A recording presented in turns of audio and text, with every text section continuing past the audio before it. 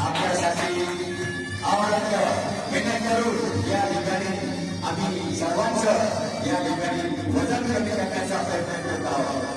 तरी सर्वांनी एकदा अवश्य भेटावे अशी सर्वांना नम्र